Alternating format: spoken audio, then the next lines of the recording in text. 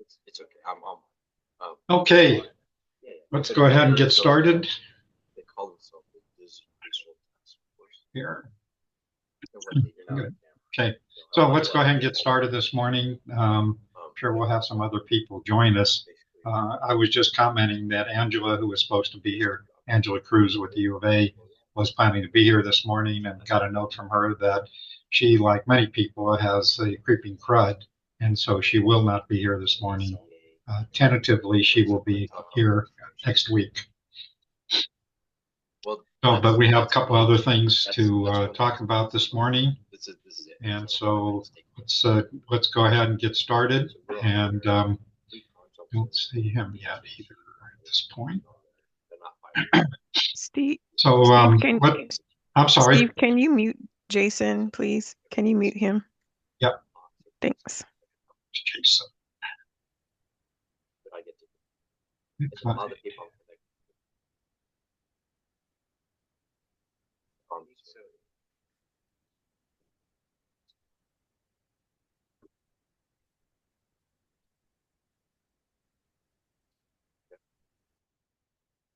Okay. There we go. So in light of Angela not being here, we're going to make a few changes to the agenda. And let's start with well, who do we have that's new this morning? Anybody? Thanks, Steve. Eric Heiser, representing Arizona Association Community Colleges, President and CEO of Coconino Community College. Okay, yeah. So, excuse me, just a second here. Get down the agenda.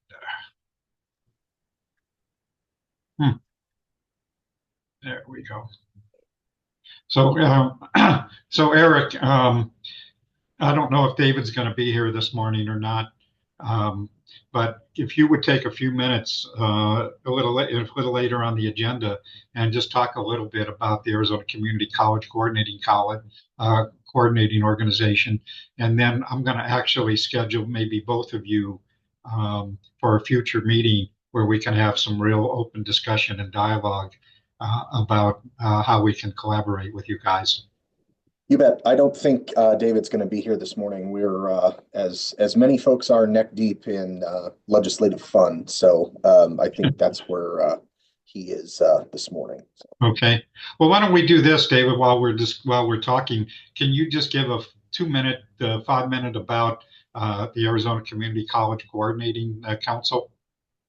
Sure. So the Arizona Community College Coordinating Council, the reason we call it AC4 is because we don't like to take 5 minutes to say that name, but we are essentially it's all there are 10 community college districts in the state of Arizona, and AC4 is made up of all 10 of those districts. So essentially you've got Maricopa and Pima, the two big urbans, and then the other 8 of us, even though we vary in size, we are all considered the quote unquote rurals, just because especially when anyone is compared to Maricopa, you look relatively small, but same situation with Pima there. So the group actually meets monthly. We actually met yesterday. We were in Phoenix for some academic honors celebrations for our students, and usually it's just both an issues of the day group so that we can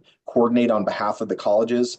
I would note that the AC4 is not any type of regulatory body or any body that speaks for all of the community colleges. We usually do try and present a united voice, but each of the 10 districts are all governed by independently elected governing boards. So while we do have this group of the coordinating council, really, it's each community college's district governing board that determines the direction, obviously, and then those boards delegate their authority to each of the presidents and CEOs within their district. So, yeah, it's like I said, we see each other. The 10 CEOs see each other very regularly, especially this time of year while the legislature is in session, and it's really just about how we can make our community colleges better collectively, but also even singularly as it relates to higher education and specifically community colleges in the state of Arizona. So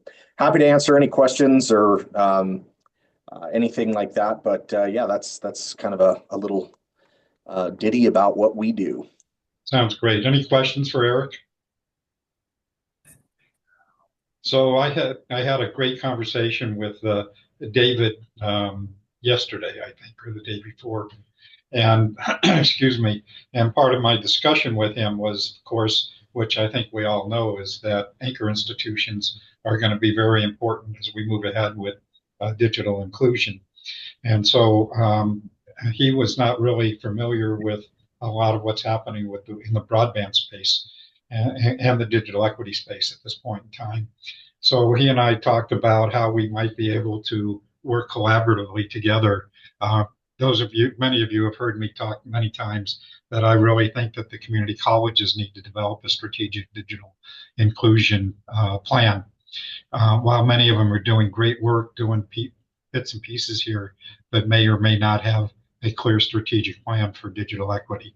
So, anyway, we're going to have a future discussion with hopefully with Eric and David at a future meeting to talk more about how we can collaborate with them.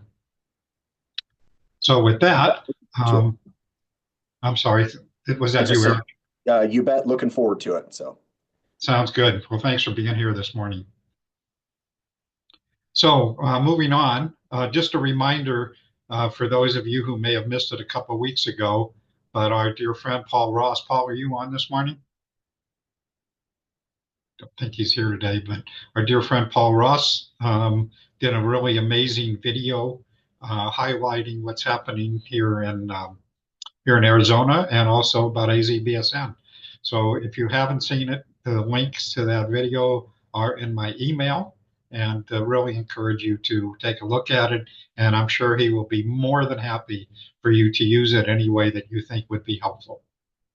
So with that, moving on. So Aaron and Kelly, you guys want to give us the latest updates on the broadband office, please? Sure thing. I'm actually not sure if Kelly's with us. If she is, I just can't see you. Sorry. Hi, Kelly. But my name is Erin Lorandos, and I'm the Digital Equity Program Manager in the State Broadband Office, and we sit in ACA. A few updates for you all this morning. We are still in the midst of accepting round 1 BEAD applications. This is, primarily for internet service providers and local and tribal governments to be concerned about. Those applications are due on March 7th. And I'll be dropping links here momentarily, but everything is linked straight from our main website. Because we're in open procurement for that side of things, we do have to be super careful, that we're sharing all of the same information with all of the same people. So we do ask that if there are any questions related to that subgrant process, that you email the broadband inbox, which is broadband@azcommerce.com. And then we can track everything and keep track of questions. Oh, hi, Kelly. Yay. I've got a whole list of links all typed up and ready to go. So I'll save you the effort of putting everything in that I'm saying. And then the other update is that we are moving forward with our digital equity subgrants. This is a big deal because most of the goals and objectives that we've laid out in the digital equity plan will be available for subgrants. So the organizations across the state that are already doing this amazing work or would like to get into some of these activities will have that opportunity. And the information will be shared on our website by the end of the month. And the actual applications won't be accepted until May 1st through June 30th. We want to make sure that folks have the opportunity to review the application and think through anything, get approvals if they need before those applications are due. We will be hosting 2 webinars or roundtables for interested applicants in that subgrant process, one in March and one in April. So that folks can come and hear about the goals and objectives that will be available for the subgrants, ask any questions, go over the application process, etc. And then just last but not least, if you're not receiving our emails and you'd like to, we do have a link on our website to sign up for those emails. And then you'll get all of this as soon as it's available. So here's my version of everything that Kelly just put in the chat. Sorry about that. But happy to answer any questions. Or Kelly, if I've missed anything, please feel free to jump in. No, as usual, Erin is prepared and organized and on the ball. I'll just add, if you are not receiving our communications, we had something go out earlier this week, I believe. We sent something Monday. But if you are not receiving our communications, you could just put your email here in the chat and just tag me, tag Kelly, or say for broadband, and I will collect it from the chat and add it to our systems. And that is a constant work in progress, our communications and our lists, to make sure that we are, gathering everybody, that the addresses are accurate. I'm in that list every day trying to update it. So if there are problems or you have questions, let us know. And again, put your email in the chat if you aren't receiving anything and you want to be included on that list. But thanks. And my name, just so you know, is Kelly. I work with Erin, and I am at the State Broadband Office. So doing a lot of work for BEAD and for digital equity, and trying to get the message out. But thanks, Steve, for having us this morning. You bet. And so just again, a reminder from that Kelly was saying is to be sure you get on their list. And I also try to forward when I receive information from them, that I try to forward it out to our list also. So any questions for Erin or Kelly? Going once, going twice.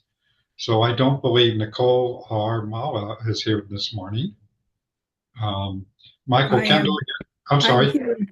I'm here, Steve. Oh, there you are. I didn't see you on the list there, Mala. So I don't know. I'm hiding, huh? You're hiding in plain sight, huh? Yeah. Well, yep. So you got anything you want to tell us about? Very quickly, just watching the same things, the hotspot, lending program and how it's shaping up. There's been lots of, murmurs up in Washington, D.C. about about having the hotspots as a part of E-rate, or taking it off the table. Because again, as I mentioned before, hotspots means E-rate is being extended to home, and E-rate was a program set up to serve the anchor institutions, schools and libraries. So that's what we're keeping a watch for, look out to see what's happening. Already there have been more than 1,000 applications that have been submitted for this year, that is 2025-26, E-rate for hotspots. And of those, surprisingly, 35% of them are libraries. Earlier, there was less than 10% that were libraries, and last year, because of course we had the ECF as well. But this year, there are a lot of libraries that are applying for hotspots. So we just have to wait and watch to see whether that is going to be a part of E-rate. If it is not, then we have to figure out another way of lending hotspots to our patrons, because they do need it. The other thing that we are watching is the USF funding. There are two issues there. One is whether USF itself is legitimate, and that hearing is going to take place at the Supreme Court this March, and the decision by June. The second factor is the contribution factor, and as I mentioned in several meetings before, that the contribution factor is now at 36, and it's likely to go up to 38% for the next quarter. Those are the estimates that are being run, and this is going to have a lot of impact if it is not, if the contribution is not distributed. So there's going to be a lot of impact, a lot of subscribers who are in danger of losing discounted phone and internet, and a lot of people who, not only in the E-rate program, but in the high-cost rural health programs, will all be affected. So, so in order to elevate the this up to the top, there are several organizations that are doing fly-ins early March and February. Sorry, March and April. March, COSLA, which is a group of state librarians, they will be visiting and raising the profile of this among the Senate staff, the House staff. Mid-March, April, we are going to have Shelby go in. They're doing a fly-in day. There are other organizations also doing fly-ins. As I get the information, I will send it to Steve. You can post it. So if anyone is interested in joining the group, of course, you have to pay for it yourself, or your organization has to support you to go. But there will be talking points, flyers that you will get, so you're not going to be in the dark. What do I say? To who do I say it? Blah. So if you are interested in being a part of this, please let me know. I will put you in touch with whoever's heading the groups that are going to Washington, D.C. Back to you, Steve, unless there are any questions. So Mala, two things. One is that, excuse me, Shelby, first of all, can you tell people what Shelby is? And secondly, that there's a new sheriff on the block and a new executive director for Shelby. Not yet. To answer your second question first, and Shelby is Schools, Health, Libraries, Broadband Coalition. And it's a national body that's advocacy, but at the same time, they discuss challenges and issues that we can, bring the surface to the top so that it can be taken care of in some way, shape, or form. So I just got an email this morning from Broadband Breakfast that they have named the new executive director for Shelby. Ooh, I haven't seen that yet. You are ahead of me. Okay. Who's that? Okay. Any questions for Mala? So I just want to share a couple of things, and this is strictly my perspective, although Mala, you and Mallory, I see Mallory, you're online. Keep me honest if I'm mistaken. But we now have a new chair of the FCC. We have a new director of USDA. We have a new administrator for NTIA. And so we've got, and then there's Senator Cruz's committee that's been meeting. And so we have a lot of things in the air right now that impact the work we're doing. At least my perspective is, and my opinion, is that it doesn't look like BEAD is in risk at this point, although anything can happen. But it looks like there's some movement to want to make some modifications to BEAD. Whether that'll happen or not, and again, I'm just sharing my perspective. And then secondly, I think digital inclusion or digital equity may be at risk. That money is still in play, in my opinion. Who knows what's going to happen? Washington's changing and going crazy at this point in time. So anyway, those are just some of my thoughts. And again, Mala or Mallory, if you guys want to keep me honest about that, but that's my perspective. I think you're right. We got to wait and watch again. Yeah. Yeah, I mean, you're as right as anybody at this point. Yeah. We're still at the what do we know, what do we think we know, and what don't we know stage, and probably will be for quite a while now. And I want to add, what do we want to know? Yeah, really. So anyway, that's just my take of things. So moving on, a couple of things. So again, our speaker this morning, Angela, won't be here today. She will probably be on the agenda next week, assuming she's feeling better. And actually, it probably works out just as well because one of the people she works with is Barney McCabe, who has been a regular attendee in our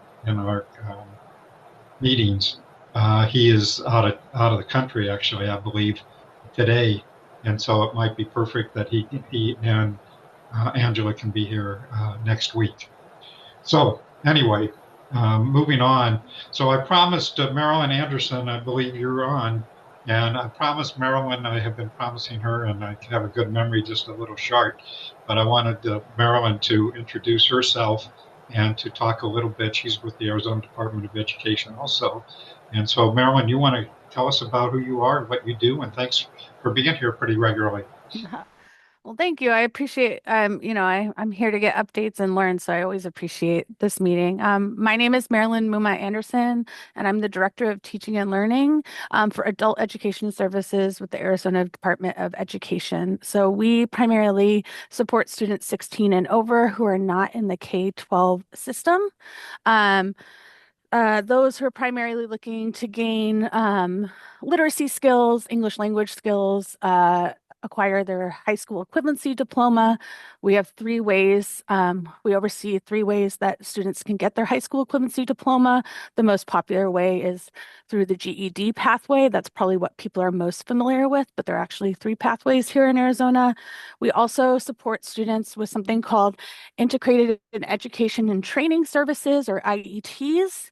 I like to think of them specifically for people who may be more familiar with K-12 system. They're similar to CTE programming, but specifically for adults, where it provides that kind of a way to earn an industry recognized credential and connect employers and to employees with job training opportunities, as well as supporting students into post-secondary. So we're that kind of in between where maybe a student has phased out of the K-12 system or didn't complete and isn't ready to enter in, may say, a college system or into career, or maybe they want to upskill themselves in a career pathway. So that is primarily who we serve. I'll put in our website because it has a lot more information about kind of what we do.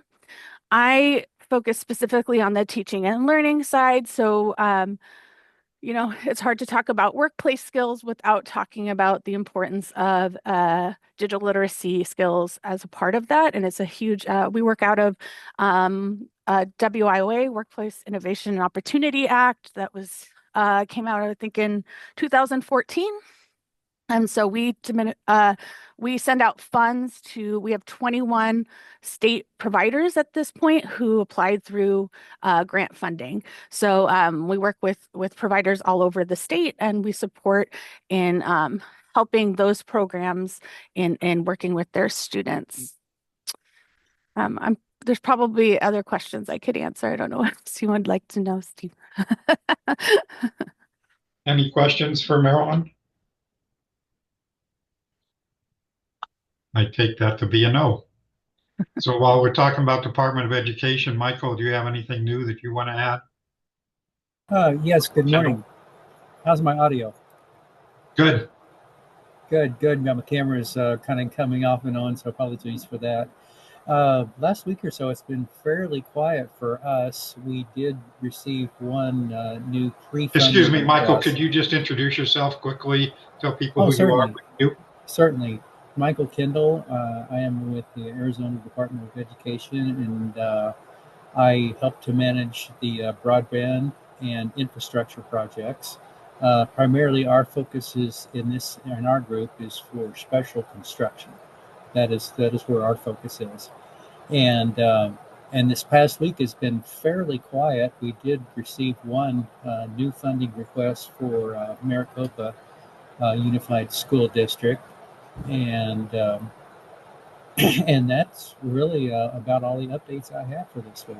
It's again fairly quiet here in my office. Thank you, Michael. You're welcome. Any questions for Michael? Going once, going twice. If not, so I want to, first of all, does anybody have anything that they want to announce or share? Yeah, so I threw something in the chat real quick. There's a link. I'll get you a better link. I'm sorry, I took it out of email, and of course, the email filter said, no, we're going to protect you. So I'll get you that.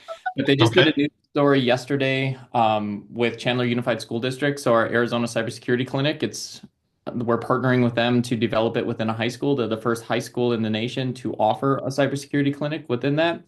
So high school students are working with the district to be able to provide like risk assessments, security awareness training to district personnel and work with their groups. And then next year, they're going to start bringing it out to the community. So we have these in Southern Arizona, Maricopa County, and we're looking to expand that out from there. So I'll throw this next link in there. And if anybody's interested, they're also doing a ribbon cutting event. That's on March 25th. So I'll put my contact information if that's something you're interested in attending. Sounds great. Thanks, Paul. Any other announcements today? We're going to have looks like we'll probably have a fairly short meeting today. But I would like to, if nobody else has any other announcements, I would like to pick up on what we did last week and having 3 or 4 or 5 people do a kind of an extended introduction of who they are and what they're doing. And then we'll just give you some time back this morning. So anybody want to share, more? We just had Marilyn. Anybody else want to talk about who they are, what they do? Andy Ridley, you want to give us a kind of a update on you, please? I'd love to. I'd like to make a little announcement. So just a minute, I'm going to my notes here so I can say it right. Win Learning has just been awarded the Academic Skills Courseware and My Work Ready, both awarded and recognized by Tech and Learning Awards of Excellence Best of 2024. Other winners among these would be companies like Bloomberg, Samsung, Zoom, Rosetta Stone, Canvas. So I just thought that was an accolade I'd like to tout. Cool. So Andy, you want to just tell people a little bit about what Win Learning is and, Yeah. Win Learning is related to this particular audience. The key to what we do is we're the provider for the courseware and assessment that awards the earner of the completer of that assessment, successful completer of that assessment, the National Work Readiness Credential in digital skills. There are other skills assessments that we're recognized for also, and that's like the one we just won for our courseware and academic skills. And another one that's highly touted is our soft skills. But for this particular audience, the key here would be the potential for including our courseware and that outcome of the National Work Readiness Credential in your bids for grants. So I'm putting in the chat some information regarding that award that we just got, and also our website and my my email address. Okay. But I'm the regional go ahead. for Arizona. Yeah, I'm sorry. I'm just trying to do both of those things at once. I'm the regional representative for Arizona and other surrounding states, and formerly part of the government, and thankfully now out of that realm after many decades in education and workforce government offices. Most recently, the Office of Economic Opportunity, and now working for the private company in workforce and supporting digital equity and skills in this sense. And so, so I'm your contact person if you want more information, white papers, and others that you can include with your applications for grants or sub-grants. Great. Thanks, Andy. Any questions for Andy? So Kelly McCurgy, you want to tell us about what's going on? You put some information in the chat. We'd love to. Thanks, Steve. Hi, everyone. Kelly Mukherjee from ASU's Enterprise Technology. I support CIO Lev Gonick in our broadband and digital inclusion efforts. In the past couple of years, well, we were funded by Maricopa County. Let me start that way. And the past couple of years, we launched a web portal called AZBSN. If you're not familiar with it, Steve, can I share my screen to give people Sure. a visual? Let me stop sharing. Thank you. So happy to kind of give you a visual. If you haven't been to AZ1, I can drop a link. It's az-1.info. And really, it's a curated site of all different resources of broadband and digital inclusion. So if you don't see yourself here, please reach out to me. We would love to add your resources. Also, it includes the state library's resources and many more.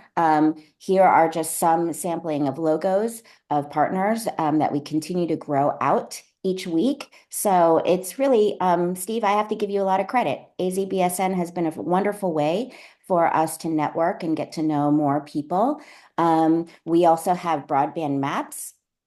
So we have an Arizona broadband map. Slightly different than the ACA's broadband map, by the way. This one has different layers that you can turn on and off.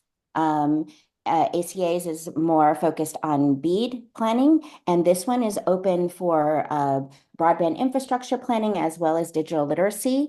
And so we have added in some new layers like Purdue University's indices. Pima County set a great example, and they started using the indices. So we've added it in for all of Arizona. Maricopa County has been very generous to not only limit the broadband maps to Maricopa County, but we've expanded it out for the whole state. Happy to walk anyone through the layers if you need help digging for what you're looking for. And then we also have a community stories hub where we have student storytellers that are happy to come out to your community or interview you over Zoom. We're hoping to really expand the number of pins you see here on the Arizona map to really fill up Arizona with wonderful community impact stories happening across the state. So if you would like your story told, please feel free to reach out to me. We would love to tell your story as well. Thanks, Steve. And Great, I'm thanks. happy to take questions too. Hey, Kelly, put your own email in the chat too, would you? Sure, let's meet. Let's talk. Would love to connect with all of you. Oh, and also what I also dropped in the chat is that our storytelling team just won an award. We are finalists for ESRI's storytelling competition this year. We would love to become storytellers of the year. So please vote for us. We are putting together a social media post to help people spread the word more widely. But if you can vote for now, we would love your vote. Thank you so much. Okay, thanks, Kelly. So Ed Hackett, can I put you on the spot to just give us a quickie update on what's happening with the Tucson Fire Department telemedicine project? Sure. Let me get my camera on here. All right, we're celebrating rodeo. Well, that's right. Rodeo week today down here in Tucson. Not really a whole lot new. We've been moving along, just kind of refining the system, eliminating some, looking for. So let me back up. For those who don't know, we, through our 911 system, have adopted a new started a new program, relatively new to us anyway, where we are, based on the 911 questions answered, deferring people to a medical resource online rather than doing a 911 response with a fire truck and emergency medical personnel in the cases where that's appropriate. Yeah, and it's been good because it's doing two things. It's taking a load off of our 911's response system, while at the same time it's getting people to the right medical resource. There are a lot of people who have medical issues where they don't need to go to the emergency room. They need a different level of care, and this is helping make that connection in a more efficient manner for everyone. So we've partnered with a company called MD Ally, and they're basically have teledoctors, telephone accessible medical professionals on the line, and they can provide either medical advice, assistance, referrals, that sort of thing, to get the folks who don't need that emergency response a connection to the resources they actually do need. So that's been working out really well for us. It takes some calls off the trucks and it gets help to those folks. We've expanded it in the last few months from a business week hours to 24/7, 365 hours. And it just this past week went live with another agency in our area. So it's, slowly expanding to kind of fill out that space throughout the 911 system here in Southern Arizona. So that's it in a nutshell. We've just been refining the questions and the process to make it work even better.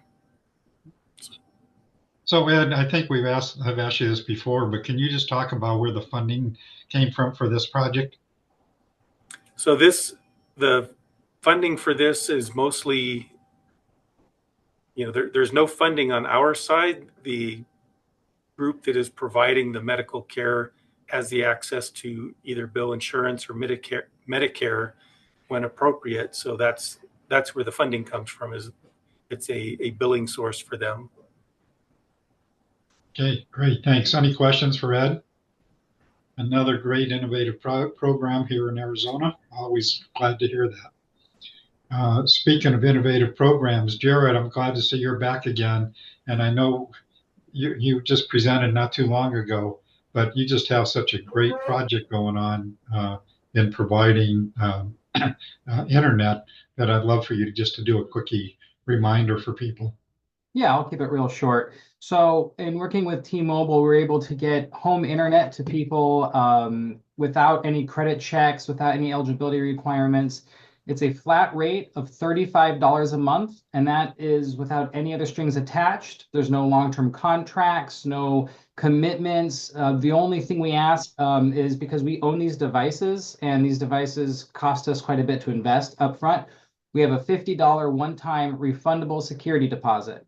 And as long as you're on the program, it's just $35 a month, no data caps, no limits, no monitoring. It's just high-speed home internet anywhere you have a T-Mobile signal. And at any point, if you feel like you're done with the program, return the device back, get your $50 back, and move on to whatever else you'd like to do. And if I'm not mistaken, Jared, that it is available for anybody in the state. Yes, we're not only within Mesa. That's correct. So we can mail these to you anywhere you want in the States. And in fact, if you're a person that travels, you could get one of these and keep them in your bag and set it up in your hotel room. This works actually nationwide. That's really awesome. Particularly in today's world, that's great to have that kind of a project going on. And it's not I'm sorry, go ahead. I was going to say, it's also not tied into any government funding. So we're not worried about what's going to happen with future approvals and grants. This program is not connected to that. So it's stable. It's not going anywhere based on anything going on in Washington. That's awesome. Okay. Can you put your information in the chat? Yeah, I'll put a link to our page that talks about the internet lending program. Thank you for suggesting that. Thank you. I also have his link and information in my newsletter. Okay. So moving on, Dario, we haven't heard from you in a while. I assume you're back from Panama. I am back and just trying to catch up with everything that's happening everywhere. But yeah, exciting opportunities, and so happy to share when we have a chance. But mostly talent. We received 16 applications for fall 2025, and we're receiving more, and trying to craft a summer semiconductor manufacturing camp for undergraduate students. So anyhow, very busy trying to do that, but and also doing everything else. So happy to be here, participating in this great meeting. And semiconductor training program is really important. Absolutely. And the thing is that, it used to be that you could have people that did that and then everybody else could do something else. But these microelectronic systems are so pervasive in everything we do that not being aware of what they do, or how you can learn more about those technologies is not an option anymore. So there's an increasing interest, and not only from academic institutions and students, but also from the private sector and the communities. And of course, we're trying to adjust the strategy based on new revisions that the new administration is doing. So, we're just responding as we can to all the interest that we are receiving from partners, both nationally and internationally. So Dario, can you just remind people who you are, please? Yes, Dario Solis, Business Engagement Catalyst at the Fulton Schools of Engineering. It's going to be almost 7 years since I got here to ASU, and my role is mostly industry engagement, but sometimes it deviates a little bit depending on what organization we are working with. I also pay attention to federally funded projects from the industry engagement side. And topically in the areas, of course, engineering, but more particularly on the advanced manufacturing of semiconductor and microelectronics and all the applications, autonomous vehicles, communications, and other areas as well. So anyhow, I'm here always as a resource if you need any help, and I'm here with Kelly. Kelly's doing a fantastic job. So, but anything you want to do with engineering, just let me know. So Dario, I don't know if you have any thoughts or comments about what's happening with Intel and TSMC. Saw some info yesterday about Intel may turn over some of their manufacturing to TSMC. Did I read that correctly? Well, I kind of manage my comments based on public information because, of course, we are under NDA with both companies. So even if I knew more, it would be difficult to say something. And these things are changing every day. So I basically, every time somebody asks me, I just use public information. And we'll see things develop as the weeks go by. But we, of course, both are very great partners of ASU, and we are catering to improving the relationship. I'm supporting them in everything they are doing, research, talent, etc. And we would be a partner for them, in the years to come. So a very, very good relationship with both, and it's a very kind of challenging times for everybody. So anyhow, that's all I can say. I'll try to be a bit diplomatic, of course. So I guess Intel is kind of struggling at the moment and trying to figure out their new game plan. Steve, Mark. Oh, yeah, sorry. Mark, I was just going to ask you. Just a comment on that. Yeah, there is a rumination that Intel might in fact be split into two parts, the design part and the manufacturing part, and that two companies, Broadcom and TSMC, are interested in those partial pieces of Intel, but it's all supposition, happening behind the scenes about what we know, what we don't know. So on. Okay. Thanks, Mark. So Jerry Crow, I don't know if you have anything. I know you're sort of semi-retired, but I know you're still pretty active in the cybersecurity space. Anything you want to share? No, not really. I decided to get back to this meeting. There's so much valuable information that's comes out of this meeting. I haven't been on for quite a while, but nothing particular. I just track the cybersecurity stuff. So thank you, Steve, and hello to all, Mark included. So anyway. Well, Jerry goes back many, many years with us with ATIC and getting this group going and so forth. So we're glad to see you back, Jerry. Well, thank you very much. Yeah, you and I go back a long way. So, I mean, we're talking 20 years here, easy. So probably some people on this, well, that's not true. I was thinking there might be some young people on this meeting that weren't even alive when I first got into this enterprise, but that may not be true. I don't know. Okay. So. Well, thanks, Jerry. Yeah. So Josie, do you want to give us a quickie update who you are and what you're doing? Sure, thank you. And thank you for inviting me to this meeting. My name is Josie Milliken, and I am a dean at Pima Community College. And Pima Community College is working to expand its digital literacy/fluency efforts. We have a new chancellor. He's been there about 6 months. His name is Dr. Jeff Nassy. He comes from Broward College in Florida, where they do have a digital literacy/fluency requirement. And he feels that we are behind and that there's much more we can do. We've done a lot of planning in the past, but we haven't really made an incredible amount of headway that we want to. And so I'm just here to listen and learn and gather information to see how Pima Community College can take a larger role in the work of digital literacy in Arizona. So Josie, I'd love to have a conversation with you offline. And I did have a brief conversation, I shouldn't say a meeting, but a brief conversation with Jeff about specifically what you were just talking about. So I would love to share that conversation with you and learn more about what the plans are. That would be great. Maybe we can communicate through email and set something up.